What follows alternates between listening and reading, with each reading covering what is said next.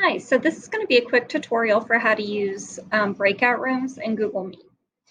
Breakout rooms have been available in Google Meet for a couple months now.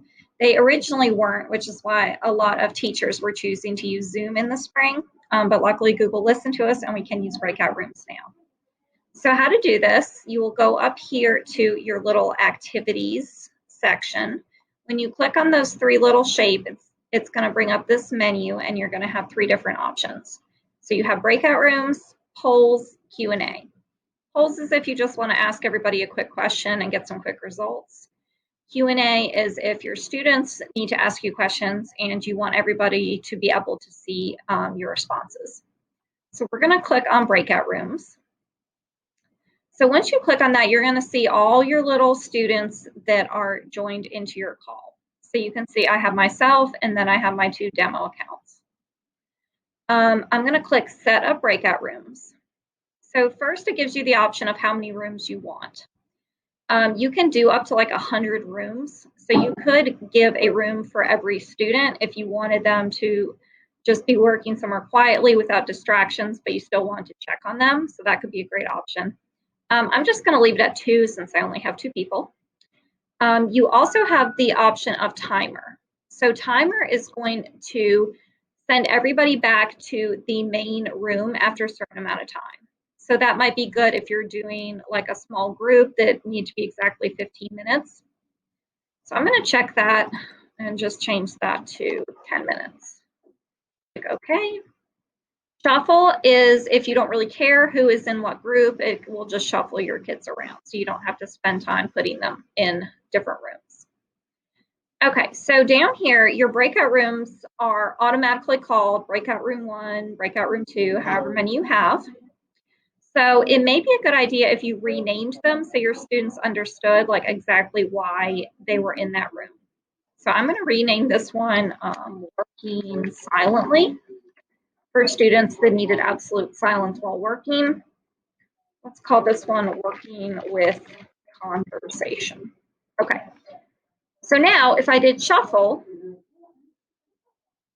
it is just going to stick people in various rooms and you can drag them around if you didn't like where it put them. So I'm going to leave myself in the main room. Then I'm going to say open rooms. And on my 2 student computers, I'm going to click join. So once that little green circle pops up, that shows that they're active and in the room where you put them. So I'm still in the main room right now, but let's say I want to go join the Working Silently people and see what they're doing. You would just click join. And on the student's computer, it's going to show the name of the breakout room at the top of their screen. Then it's also going to show the options return to main call, so they can send themselves back to the main room if they have a question or something like that. And then if you've set a timer, it also shows the timer up there, like how much time they have left. So you can leave this, go back to the main room if you are done checking on them, and just kind of go in and out of those rooms to see how they're doing. So you can also choose to close all the rooms, and that's going to give students a 30-second warning, and then it's going to automatically send them back to the main room. So if you did not choose to do the timer, this is a great way to kind of force everyone back into your room. So I'm going to click close rooms, and it says everyone will be asked to return to the main call in 30 seconds, close the rooms. And then on the student screens, it's going to pop up with a little box and it's going to say breakout room is ending in 30 seconds. And then you can choose to go ahead and return to the main room then, or like this says here, or it will automatically send them back at that time.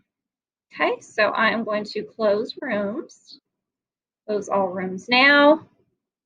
So then everybody is going to be sent back to the main room together, and then you can kind of finish up your conversation. So this is just an overview of how to use breakout rooms. I hope it's helpful and you are able to use this some with your students.